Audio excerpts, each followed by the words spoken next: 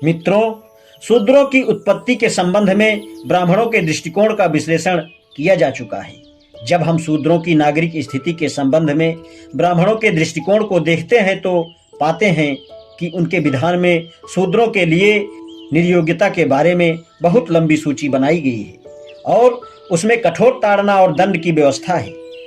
संहिताओं और ब्राह्मण ग्रंथों में शूद्रों की निर्योग्यता और उनके लिए दंड विधान के निम्नलिखित उदाहरण पाए जाते हैं। पहला है कथन संहिता 31.2 और मैत्रेयानी संहिता 4.1.3 तथा 1.8.3 के अनुसार शूद्रों को उस गाय का दूध नहीं निकालने देना चाहिए जिसका दूध अग्निहोत्र के उपयोग में लाया जाता है।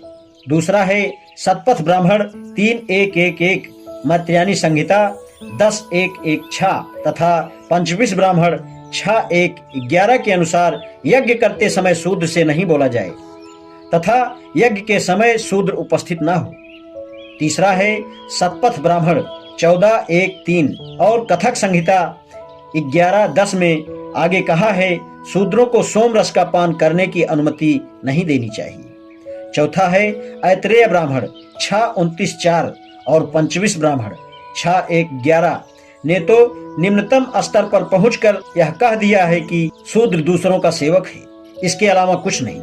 शूद्र के विरुद्ध छोटी सी बदली आगे से चलकर तूफान बनकर शूद्रों पर बरसी, क्योंकि आपस्तंभ और बोधायन आदि जैसे सूत्रकारों और मनु आदि जैसे स्मृतिकारों द्वारा बनाए गए विधानों ने शूद्रों के लिए प्रतिबंधों का इतना अंबार लगाया है कि जो कल्पनातीत है।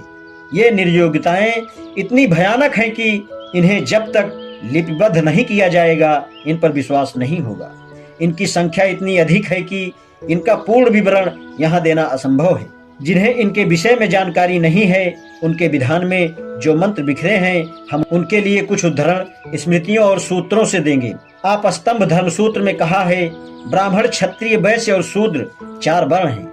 इनमें क्रमशः हर वर्ण अपने बाद वाले वर्ण से जन्म से ही श्रेष्ठ है। इनमें शूद्र और जिन्होंने पतित कार्य किए हैं उनको छोड़कर सभी को उपनयन जनेऊ धारण करना, वेदाध्ययन तथा यज्ञ का अधिकार है।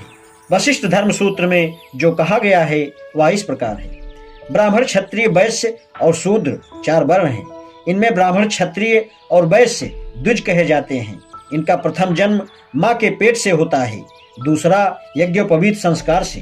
दूसरे जन्म में सावित्री माँ होती है और गुरु पिता। गुरु वेद का ज्ञान देने के कारण पिता माना गया है।